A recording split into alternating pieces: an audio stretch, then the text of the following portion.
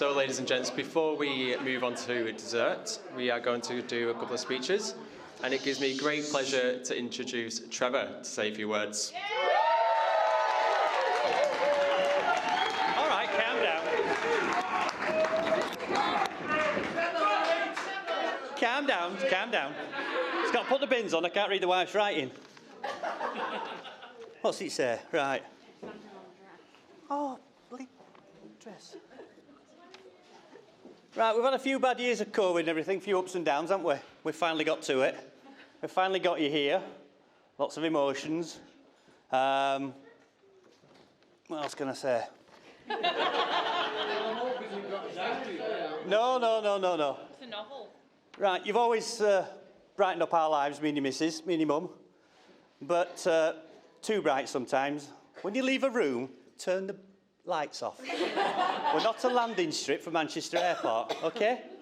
You've got to remember these things. Sam, keep an eye on that one. I'm taking the bulbs out. That's the one, mate. That's the one. That's the one. That's the one. Oh, yeah. You've always kept us entertained with your ups and downs at schools, your dramas, your mechanisms, the things you come home with. Yeah, you used to come home from school and say, oh, I'm in trouble, I'm going to get expelled, I'm going to get this, I'm going to get that, they're shouting at me. And we'd sit her down and talk to it. It's like, oh, you've got the wrong end of the stick, haven't you, love? So we get through that one. And you've all your mechanisms, all your problems, things she'd say, like, does pork come from a chicken?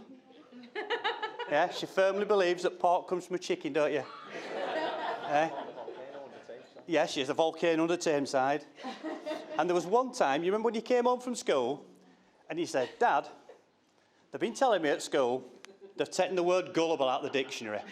She says, I've checked, and it's still there.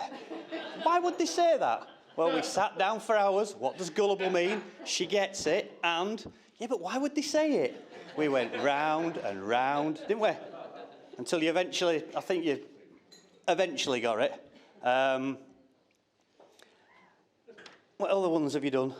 Done a few. Now, not long after Sam and Megan got together and they got the house, this is about your dramas again, right? They got a house not long after, sadly, they had a fire. Everything was burnt. She come to terms with it. All the clothes have gone. All your furniture's gone. We'll get it. I'll pay for it. Do you want me to cry? And then she found out her makeup had gone. Well, did we? Oh, we went through hell with that one. Nothing else mattered. My makeup's gone. What am I going to do? I can't go out with my face on. Didn't you? Yeah. Sorry for doing this. I've got to put the glasses on to read this thing. Ah, dear. Where were we? Yeah, we've done that one. Oh, another one, yeah. Another one. Sorry, I missed this one out. The kiwi bird. Where does the kiwi bird come from? Go on, Megan. The kiwi fruit, doesn't it? Yeah, she firmly believes that one as well. Oh, for God's sake. I know. Now, a while ago, a few years ago in fact, Megan suffered from some abdominal pain and she went into hospital. She had various tests and everything. And then she went for these exploratory things, just a little keyhole surgery. Oh, no. Yeah, and they took her up to the ward, and I went up there, and I was waiting for her after the op, thinking, what state of mind is she going to be in? Is she going to be upset? Is she going to be angry? What's the result going to be? Thinking, how am I going to handle this? Because she can be emotional. So I sat and waited with all these other people, and she finally brought her back.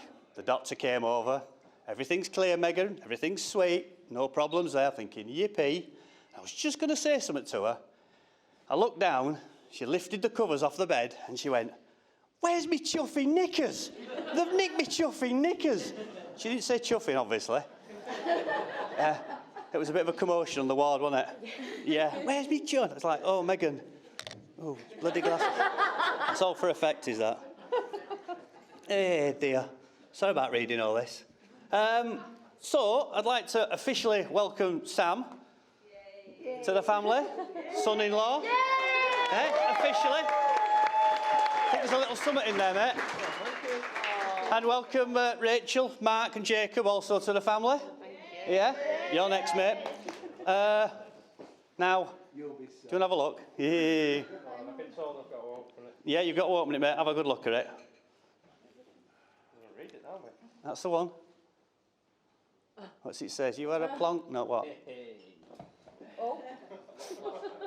It's finally official. I am the favourite son-in-law. Yeah.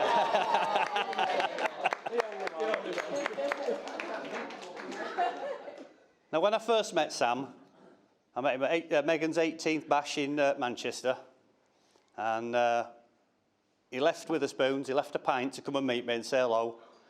But the funny thing is, the bouncers won't let him back in, so he lost a pint over that, which was quite good. It's still sat there. Yeah, probably is, mate. And I watched him during the night to see what sort of person he would be. Would he be smothering her? Would he be at her all the time? And he didn't. He let her dance, kept an eye on her, was quite impressed. He went over like a rash. But if things changed, which it did, some people turned up and thought, ooh, young girl there. He just went, excuse me, went over and said, lads, back off, she's taken. I thought, yeah, protection as well, that's good. So I was quite happy with that. And then, not long after, we went on holiday together to Runch, the Runch crew. And Sam met the Runch crew, hit it off. We had good fun. And one particular night, we was having a few beers, and then they told us that we'd run out of Tuborg. We'd drunk the bar dry. And it's like, yay! So we thought, we'll have an early night. It's 3 o'clock. So we headed back, didn't we? Yeah. But it was a very warm night. And it seemed a good idea at the time. We ended up naked walking through the back streets of Toronto, me and Sam. There's Megan looking one way, there's Sam looking, Maxine looking the other, and we're strutting around going, evening everybody, how you doing? So I thought, well, he's game for a laugh, it's lad, he's game for a laugh. So we had some good fun up there, didn't we? And then, what else did you do? What else did you do? Oh, you're a prankster as well. On this particular holiday, he decided to hide Maxine's clothes. So he left with one set of clothes for the whole day, and he hid everything, and then he left her clues to walk around the village as to where these items might be. And it was about 35 degrees. She was getting nastier and nastier. And we walked past one of the swimming pools, trying to get some clues, and this person squirted water at her. And she went, do you mind? I've only got one set of clothes. So then it's like, oh, we'll give it in now. So he told her, your clothes are still up in your apartment, we haven't moved them. So we headed back, and we found your knickers in the freezer. He'd frozen several pairs of knickers in the freezer, so he's good for that. And then on another night, something about Turkey. On another night, me and my good lady, we come back a bit early, and Sam and Megan was a little bit after us. There's a bit of a commotion going on. Megan goes, help! So we went out. Sam was on Megan's back. I think he tried to drink the bar dry again. He was on her back, absolutely newscasted. So we ushered him to the bedroom and said, that's it. About 10 minutes later, help! So we went in. He needs the toilet, but he's laid in bed. So I walks over, it's like, Sam, because I'd had a few as well as you do. I walked, Sam, let's get you up. And he laid there, and he got his sheet, and he went, whoosh, he's naked. And it's like, oh, Jesus. So Megan's trying to cover his modesty up. Maxine's about going, oh, not again. So we managed to get him up. Nan's sat over there. Yeah, well, sorry, Nan. So we frog marched him to the toilet, got him back in bed, and then he slept it off, and we had a really good laugh about it the next day. Oh, it was good fun. It was good fun. Where are we now? Sorry, I'm lost. I've got my glasses on again. What? It did, honestly, he did. He just laid there with leathered, and he just went, he's naked! And he started, anyway, children present. But yeah, that's Sam all over. So I know the pair of them are going to, they're going to be good for each other, because she's a Meganism and Sam's a prankster. So they're going to be good with each other. So I knew after that everything was going to go swimmingly. I'm proud to welcome you as a son-in-law. Very happy to have you. And as a father of a bride, I'm supposed to give you some sort of words of wisdom. And I'd like to say it's all about give and take. You give it, and she'll take it. Yeah? As women always do. Yeah? Perfectly true. So, without much further of this madness, shall we all stand and raise a glass to the happy couple? You don't have to. That's true, yeah. Are we all ready? Sam and Megan. Cheers. Yes, please. So without further ado, I shall hand it over to Mark.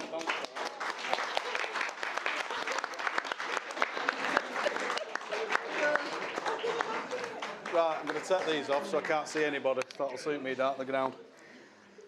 Right, well, I've got nothing like Trevor had. Does this work? Oh, it does work, yeah. Yeah, it does. He's got all that, and I've got absolutely nothing because Sam didn't actually ask me to do this until Thursday. On my way to work. Excuses. Yeah, I was actually going to work, Peter. Yeah, I was actually. Yeah. Yeah, first time for everything. Yeah, it was. Yeah, you're right. And I was on my way to work, and he actually said to me, "Dad, can you do a speech?" And I thought, right, okay, I'll have a bit of a think about it. Anyway, I've thought about it, and I've decided that I'm not going to do it, and your Uncle Pete's going to do it instead. No, I'm joking. No, he's not. Oh, that could be a really interesting one there, couldn't it, really? No thanks. So, no, I thought about it, and to be honest, I'm a bit gutted today. Not for any other reason that my dad isn't here. And I'm stood in the same position that my dad was stood in 27 years ago. And he's not here, but it is what it is, and he's okay. So I know how he feels. What can I actually say about Samuel? No, I've got to be very careful, and there's no swear words involved.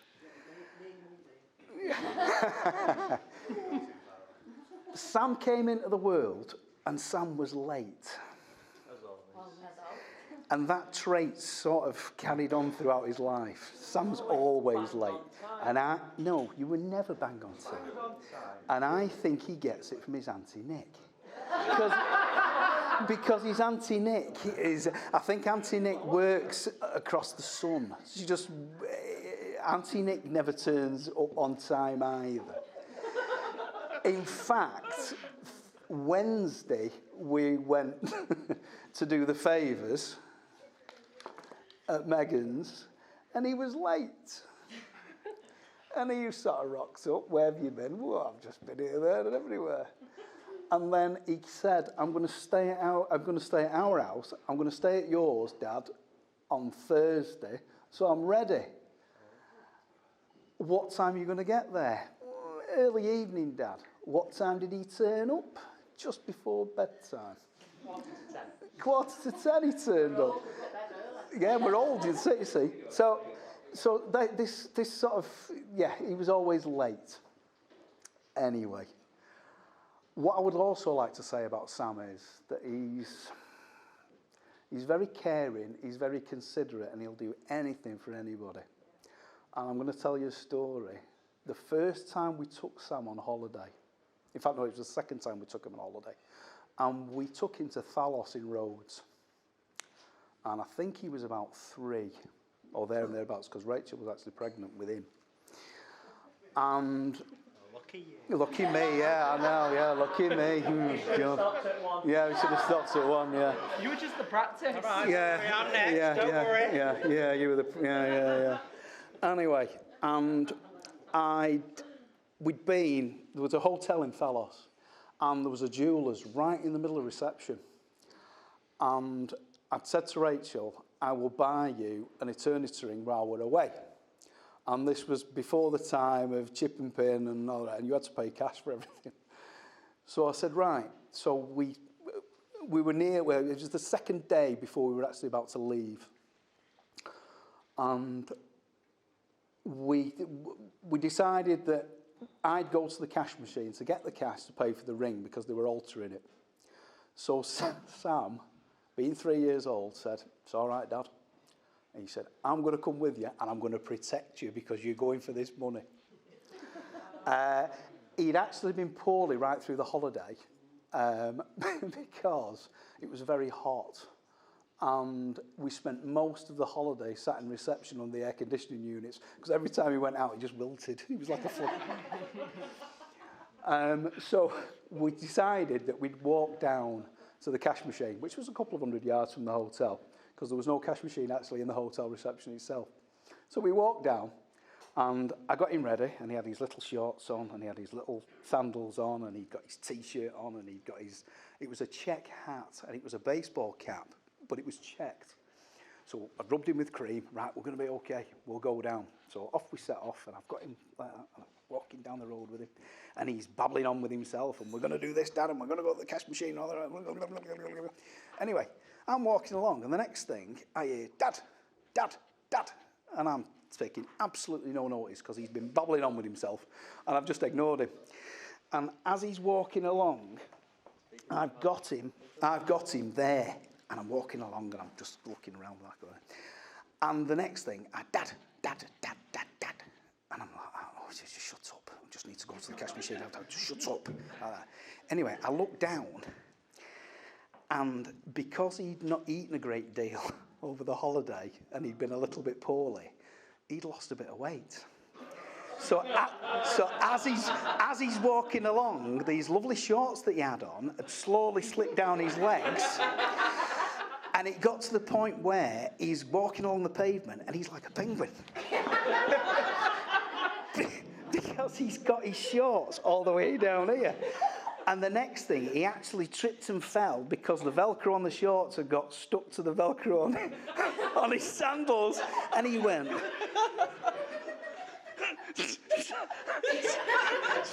So I had to pick him up off the floor and then pulled these trousers up, and he's like...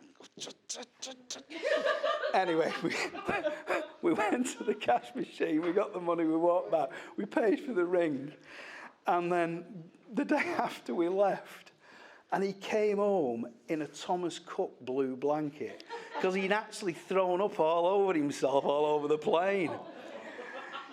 So it was... No change. Yeah, no change there then. Yeah, usually throw up all of yourself. So we'd actually got off at Manchester. He'd been poorly. We were both absolutely exhausted. And then Mum Liz gave us an absolute bollocking because we'd taken this lovely little boy away on holiday who was quite chunky when he left, and we brought home a skeleton. I could do with a holiday again. Yeah, so we had a right good holiday. But that just sort of... He's a lovely lad, and he'd do anything for anybody. But that story just tickles me because he really wanted to come with me to go to the cash machine, to look after me while I went to the cash to buy Mum something nice. And I tell you what, mate, you're an absolute diamond. And you've done me proud. I've never had any issues with you. And I'm so proud of you. In fact, I'm proud of the both of you. I really am. And I've got another story that I'd like to tell, but Jacob's got to go next. You know what? Take it. But no. The other story is, and I'll very, very quickly. Can we all know? It's all right, I know, we're running late as it is. I know, we're running late. No. Sorry. We're involved in the bride. Yeah, we're involving the bride. Yeah, we will do eventually, yeah, when I get round to that one. But somebody said to me, talk about Sam. So I have done. Look, no. Was the milk when he was 1, you were 4. I'd brewed up for your mum on Christmas Day, and it was the first Christmas we'd stopped at home. Your present pile was about that big. In fact, it was actually taller than you. And you went in to get Jacob's milk, and you wouldn't open your presents until he'd had his milk. But what you didn't realise, when you went into the kitchen for his milk, he was waist deep in paper by the time you got back because he wasn't right interested. So, no, I am so proud of you. And I'm also so proud of you as well for putting up with him. I'm a delight. No, you're not. No, you're a pain in the arse the same as me. So, yeah. So, all I would say is, have a fabulous, fabulous life. And I hope you're as happy as me and your mum would be.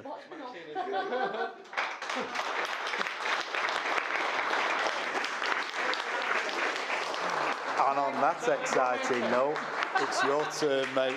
Hey, I did that with nothing. I was only asked on Thursday. Pass us that mic. I'm not singing, don't worry. Oh, piss off. Sorry. It's not the wine, I'm just really dyslexic, so I'm going to try my best to read this as possible. And then you If I can't take my glasses off, I can't see. I'll follow, Maxine teacher, you do it, I'll follow you finger. For those who don't know me, I'm so sorry, you should. I'm fab. And those who do, obviously you all know I'm Sam's favourite brother. You're the only brother. We don't need to include that. He could choose anybody else, but obviously I was... Yeah, we know, we can see the 5,000 groomsmen you've picked. But, you know, it's me. But no, I promised myself, and I said to myself, I wouldn't get emotional, I wouldn't cry. And I've got no problem doing that. So we're fine getting through the speech with no tears, because it's not heartfelt.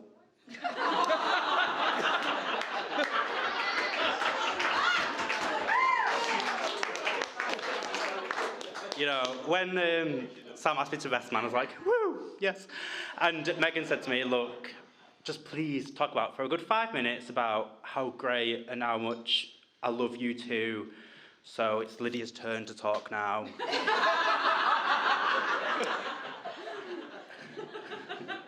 Have a lovely night. No, I'm just kidding. So me and Sam met 21 years ago. Yes. When I turned his dull grey life into a Technicolor Dreamcoat. I put a rainbow across there, yeah. You know, I call it a dream, but Sam would more call it a nightmare. So when I stripped Sam from the spotlight, I stole it. But that didn't stop him from finding ways to make the attention draw back to himself. When he threw me down the stairs when I was 2, to using myself as a battering ram to get through the next door neighbour's gate.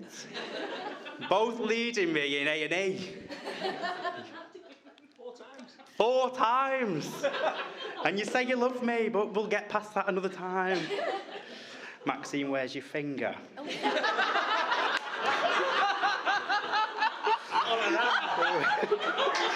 We've gone down here.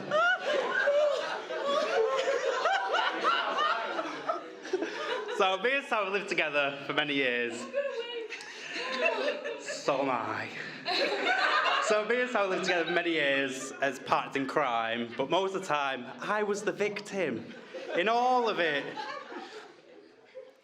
Move it down. However, you know, I'd never the one to not get my revenge back. From that time in the bath, Sam. When Sam and I thought, you know what, it'd be a great idea to have a bath together, until I left him a surprise. Last week. Yes, no.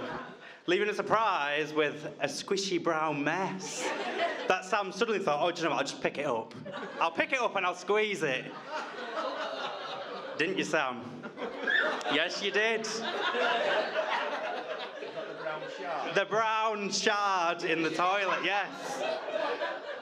That Sam thought, oh, that's great. This is a toy. Thanks, Mum. We know what he's into. Yes. So I remember when I first heard about Megan, which was a massive shock, because Sam didn't have many or any girlfriends. I've moved. Oh, thank you. could do the ruler, couldn't you, really? I could, yeah. Do you know, Sam never had many girlfriends or any, which we thought he was gay. And Joey, it turned out to be me. That was a massive shock. No one saw that one coming.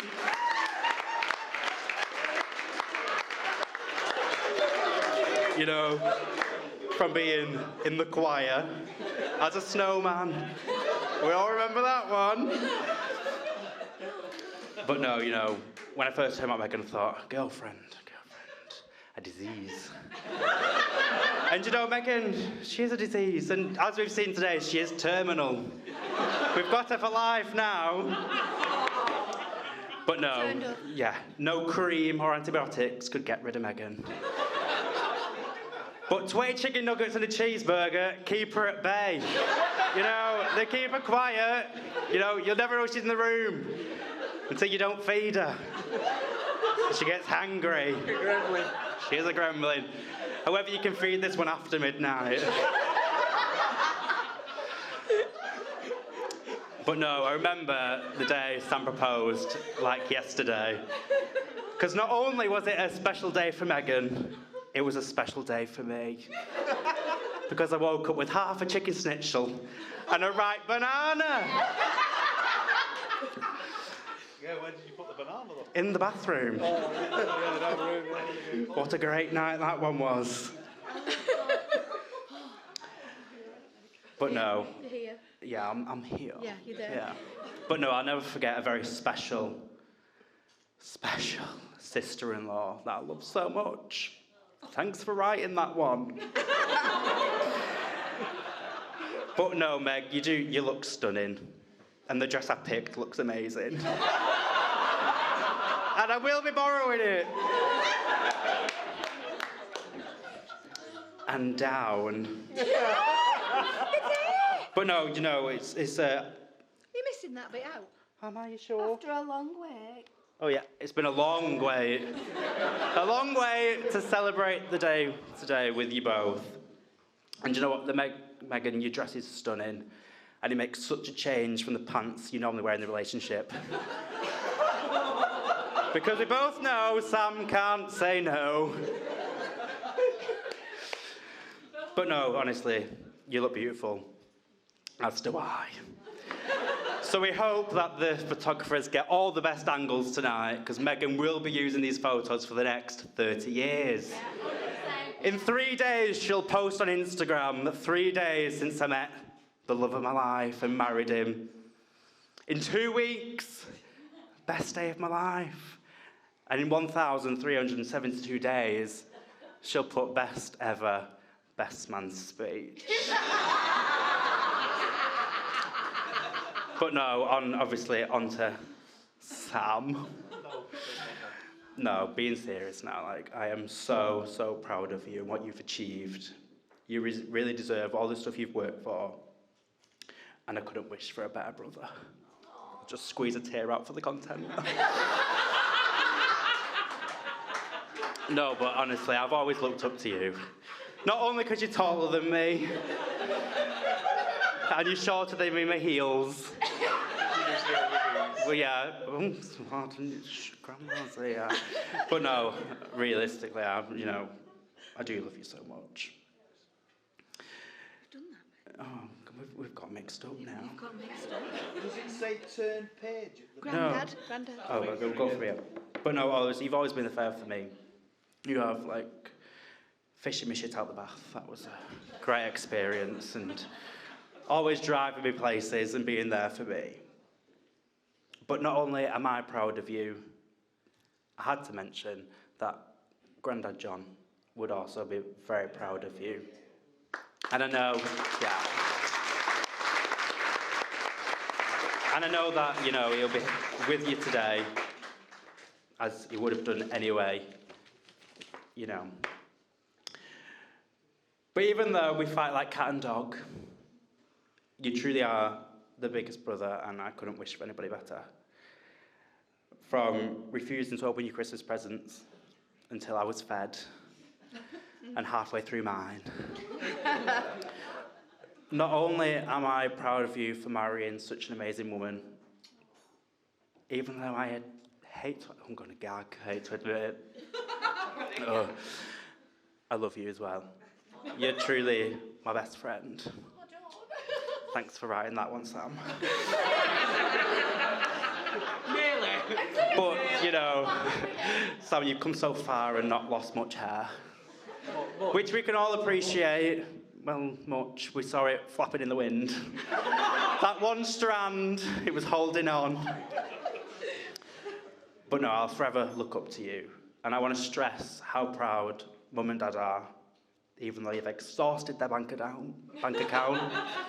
Took all the money, they're now homeless with the bus. They still love you. Yeah, I forgot to finish it. It was too late. I wanted a nap. Just whoop.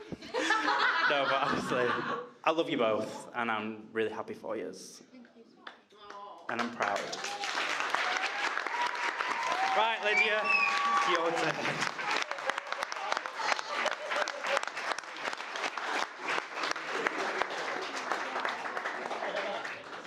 Fucking hilarious. Do I just wear it? I'll hold it.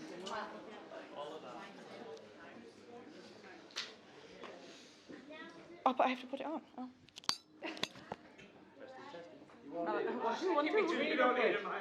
I really don't. I'm not entirely sure I can follow that. I'm not going to lie. That was brilliant. Perfectly executed. So, for those of you that don't know me, I'm Lydia, Megan's maid of honour and, I'd like to think, best friend. So, I've actually only known Megan for just over a year. And Sam, actually, the pair of you, I don't know, I'm just saying Megan. Which, you know, short period of time. However, we met through my other half. I'll not say better. But yeah, just other. And yeah, we went for a walk the first time. It was very civilised, very PG. And the second time, I think I came to your house initially just to meet Elton. And Megan decided to make woo-woos. And I don't think I've touched one since because I don't think my head left the toilet from like 9 p.m. the next day. So if anyone wants to buy Megan or Sam a drink tonight, please get them an extra strong woo-woo. Thank you very much. So obviously, I love the pair of you. However, I do sometimes find myself in the middle when Megan voice notes me going, Lyd, I can't stand him. Which is often followed by bi-weekly therapy sessions in the car, would you say? Yeah. So I actually took Megan to the gym and I made her join CrossFit. And the first time we went, I didn't tell her what the session included because I made her run. At which point we finished the session and she turned to me and went, bitch. Because for those of you that don't really know Megan that well, she doesn't like to run or exercise unless she's getting a glass of wine from here to here. So yeah, like I say, in the car, most of the time, if it's not you, it's me. Yeah. So we have bi-weekly, probably thrice weekly therapy sessions where Megan will sit and slag Sam off and I will sit and slag him off. And perfect. Can I join in? that is the reason that you are married today, I would like to say. Because if it wasn't for me, I don't think you'd be the stress. Okay. Thank you very much. Yeah, so we've got a lot of that off our chests, haven't we? And we'll continue to do so, I imagine, because of the man-child you have married. You might not expect that from Megan, because she is, in fact, the most loveliest mother hen person that you've ever met in your life. And if any of you have been involved in any sort of the wedding planning will know that she fusses about absolutely everything. Sometimes to her own detriment, because she probably does care too much about what other people think, and I'm trying to smack that one out of her, and I'm halfway there. But yeah, I think the only thing to say is that you're a lovely couple, and I love the pair of you. Megan more so than you, I have to say it. And I don't think that you'd actually survive without each other, because who would you argue with about who's done the pots in the sink or the dishwasher? I mean, so yeah. The only other thing I want to say as well is, because you were amazing, is that, I mean, thanks to everyone for coming, but Philip was an absolute little diamond this morning, and I'd like a round of applause for him. Because without Philip, I don't actually think today would have gone ahead. I don't think I would have exploded. Exactly. Yeah. So cheers to Philip, and cheers He only asked for it. to Mr. and Mrs. Van Vadenberg.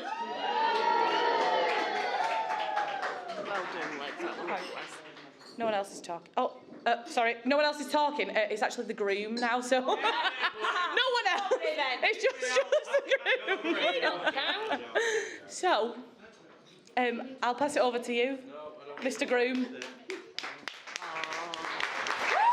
meet you. Nope, sorry. I don't. Sam, you need the mic. I know, I need my speech first. Oh, Dave, got a speech to do. I ripped it up. Oh, I'm already mic'd. I'm important, me. So.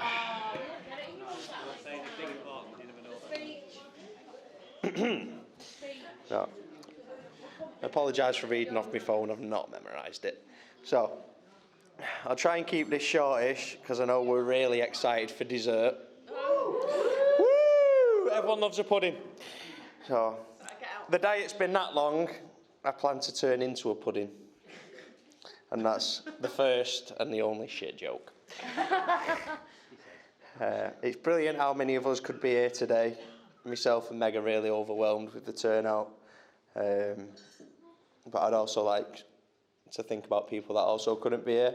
And I'm sure we've all had a brief moment throughout the day to think about them. Myself and Meg met 7 years ago at a house party. She was on crutches,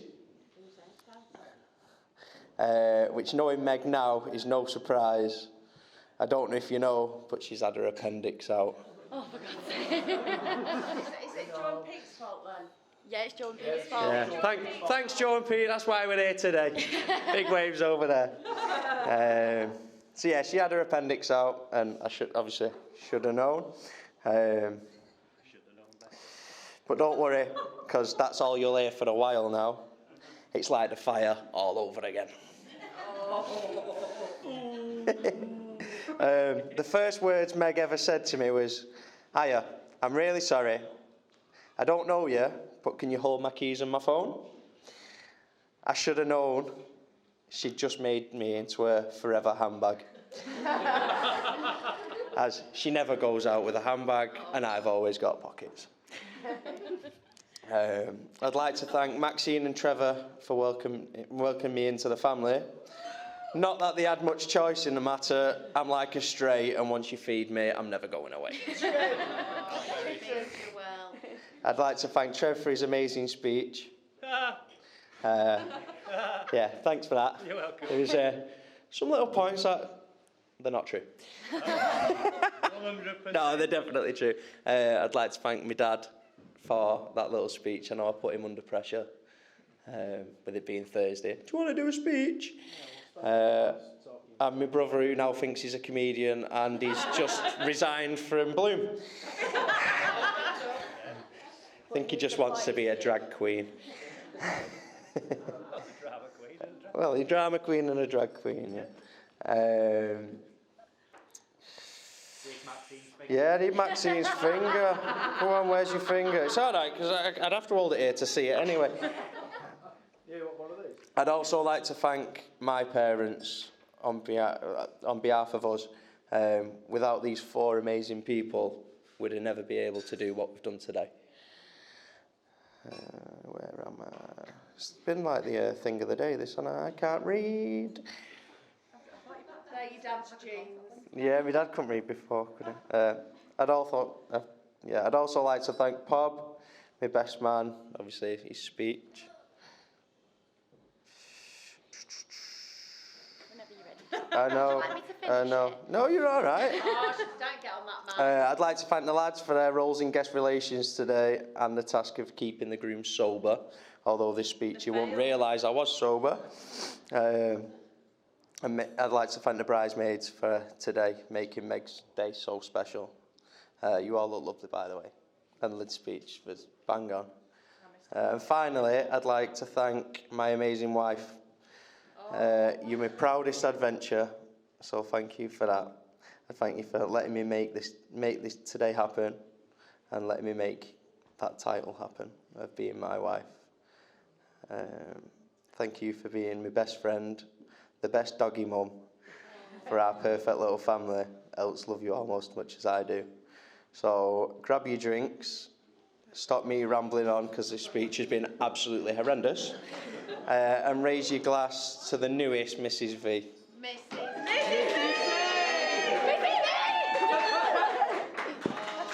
And that concludes the speeches. Let's get pissed. That was horrific.